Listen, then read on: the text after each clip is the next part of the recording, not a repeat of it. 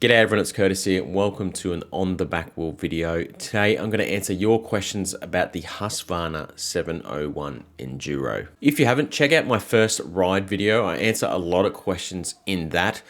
I didn't have the time to answer all these questions during that ride because I only had the bike for a day. So we'll tackle these in this video. And if you've got any more questions, just put them in the comments down below and I'll get to them as well. Now, I hate to harp on about it, but if you haven't, please click that subscribe button. The majority of people who watch my videos aren't subscribed. It really helps grow the channel and helps me get much more bikes.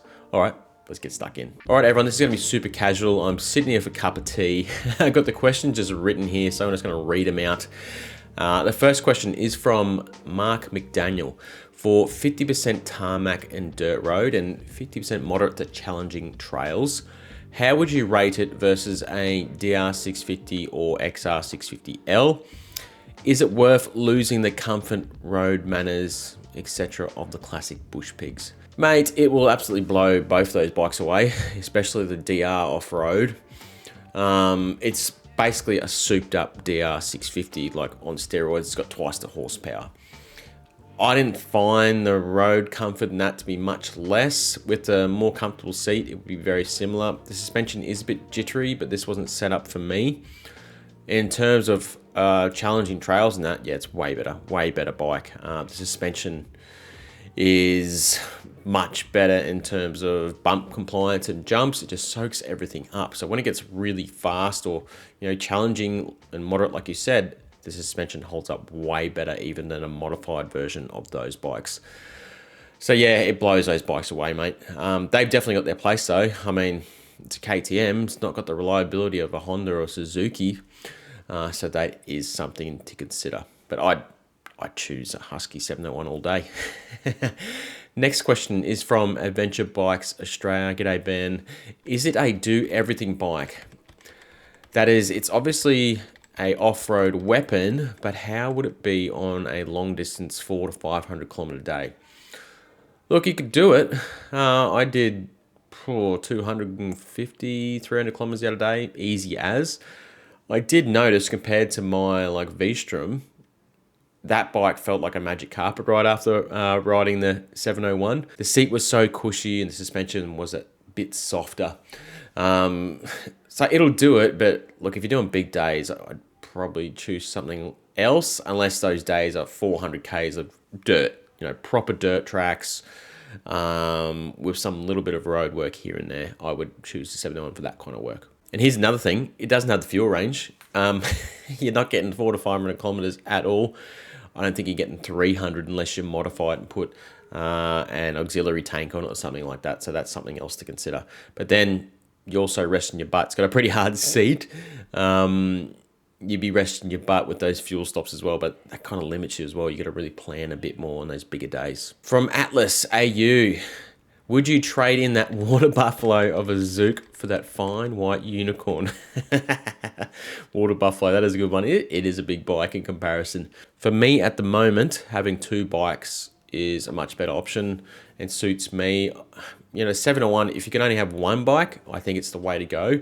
If you're doing bigger Ks and a lot of dirt, that's the way to go. But for me, I've got my V-Strom, which is set up for longer distance stuff, riding to and from work, with some challenging stuff here and there. I might even look at going for a slightly less aggressive front next time, not the tube type dual venture.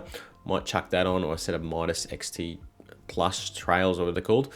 I might chuck those on and just dial it back a tiny bit so it's a little bit more road compliant, because I've now got my KLX 450, which I'm going to use for the silly off-road stuff and pushing the bike pretty hard.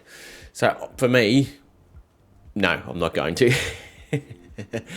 Next question, and a lot of people ask this about the Husky and Gas Gas and KTM 690 range.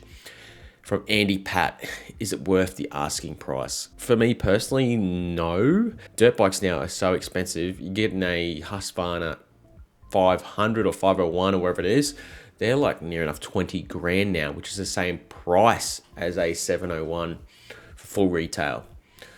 That's just a lot of money for me. I know they're supposed to be awesome. I haven't ridden the latest and greatest, but they're supposed to be great. But no way am I spending that much on a dirt bike. That's just where I am at the point in my life. I'd get one for a discounted price. My mate bought his for like 16.5, something like that. Now we're talking. It's just for the price. There's so many other bikes out there. You spend that little bit more, even less, you're getting a proper adventure bike that'll be more comfortable doing big mileage. Like a Transalp's like $15,000 Australian. That's bloody cheap. Or my bike's $18,000. And it's much more capable on the road. Well, not more capable, it's more comfortable. And you can do bigger Ks much more easily. And it's got that larger tank too. So I'm not paying $19,500, $20,000 for one, no. And the other option is the Gas 700. It's there, and they sell for a massively reduced price compared to the KTM and Husqvarna, just because it's not as well known a brand at the moment. I think it will be soon, and it's more the budget line for the KTM Mobility Group, Pierre Mobility Group, you want to call it. So I'd go that option first. So I'd go that, get one for like 15.5 grand or something, even cheaper at the moment. If it's last year's model, I'd go that, and then probably a Husqvarna for a discounted price for like $16,500. Next, from Power Trip. Hey mate, how are you? Number one, how was the fueling at low revs and speed? Yep, it was really good.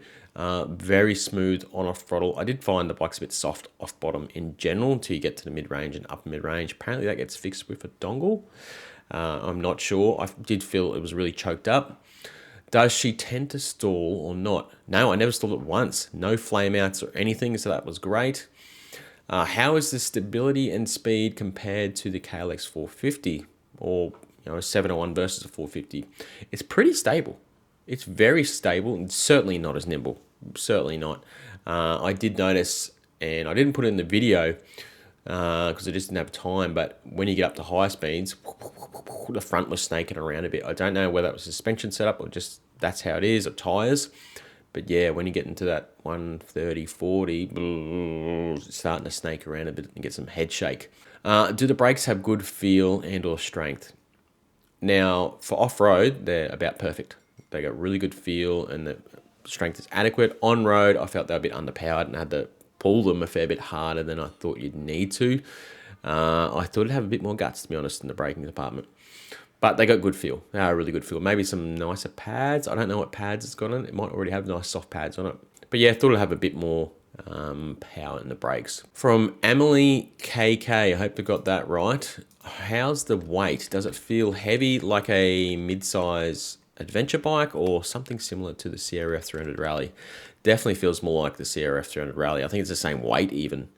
It's just a souped up version with 70 horsepower instead of 25. Yeah, I didn't find the weight to be an issue at all. Yeah, if you're going to do tight single track, it would be. But this bike is a bit of a compromise in itself. It's good at everything. I'd still comfortably do single track on it. Don't get me wrong. I'd definitely do that, just not your hard enduro stuff. I mean, I do single track on my big bike and it's definitely not designed for it and too wide and you hit everything. This bike would be very comfortable doing that. You can see in my video, I did some more technical stuff here and there. No issues at all with the weight.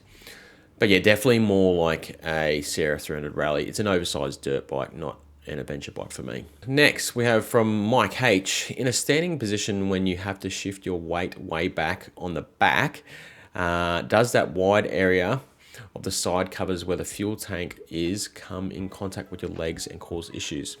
So if you haven't noticed, on the back of them, it's all a one-piece kind of subframe, and that's the fuel tank as well.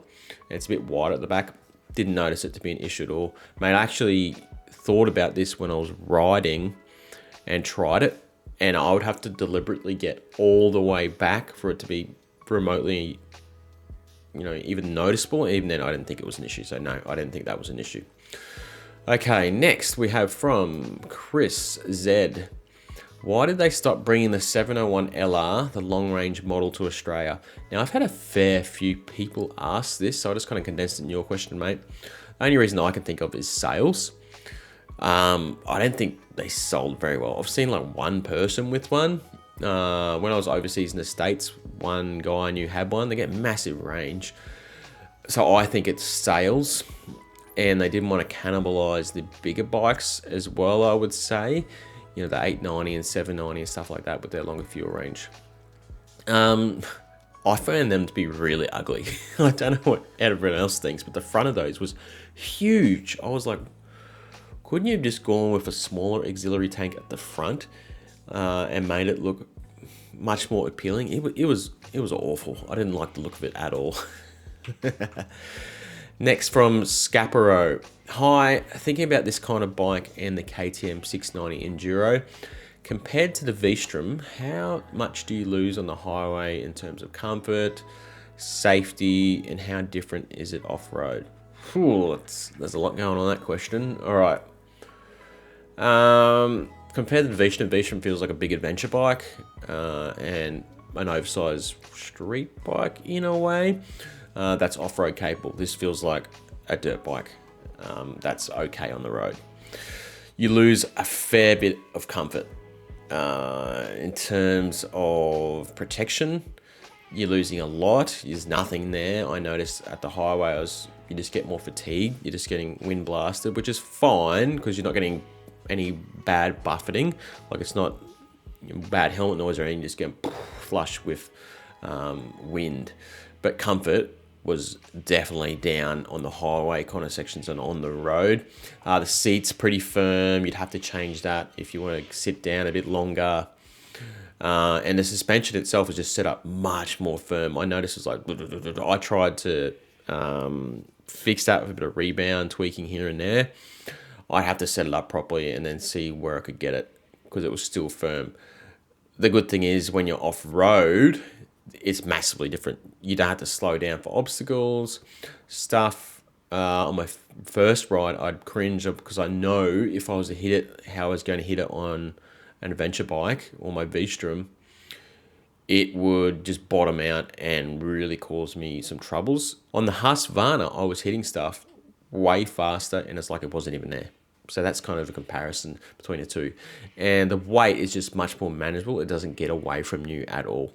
You can really throw it around a bit more, maneuver, change directions off-road. So yeah, massively different bikes in terms of road and off-road performance. All right, next from Asaf Noout. Sorry, I hope I'm pronouncing that right. Did it stall a lot on you? Not at all. I didn't stall it once. It didn't flame out. It was really easy to modulate the throttle. I was actually a bit worried about that because thumpers and 450s and stuff like that in the past, ones that I've had, they can flame out when they're going slow. And it's that's when it causes you issues and you don't expect it and cuts out and you get off balance and you got to put your foot down. There's nothing there. No issues with stalling. From Ziz Ruz, how does it differ from KTM or Gas Gas alternatives? I don't think there's any difference at all from memory. There used to be. The Husqvarna was kind of the more modern premium version and the KTM would catch up here and there. But I think they're all the same at the moment. I've gone and sat on a Gas Gas. It looked exactly the same, just red with silver rims. Someone commented that the Gas Gas is like a little bit taller seat height wise. I'm going to look into that because I honestly didn't think there was, but there might be. There might be some minor setup difference or different seat here and there, but I think they're basically exactly the same. Well, they definitely are mechanically. Next question from him, is it any more reliable than the miserable KTM 690? If Husqvarna can prove it is, it will surely sell very well. Mate, it's exactly the same in terms of mechanicals. It's built at the same factory and everything. They're all one group now, so it's going to be made in the same place. So reliability, I'd be extremely surprised if it's any different. Same motor, box, transmission, suspension, running gear, and everything else. There might be some extremely minor differences here or there, but yeah, mechanically the same. Righto, last one is from Brap. Great name. How is turn into a corner, both on-road and off-road? Now, initially, it feels a bit raked out. It's a little bit slower to turn than I thought it would be. Very neutral feeling. And that's true off-road as well. Very neutral feeling bike, turn in. I wouldn't say it's fast or sharp. a very neutral handling bike and quite stable. It wasn't until, as I mentioned earlier, you got to the higher speeds that the front end would speed wobble around.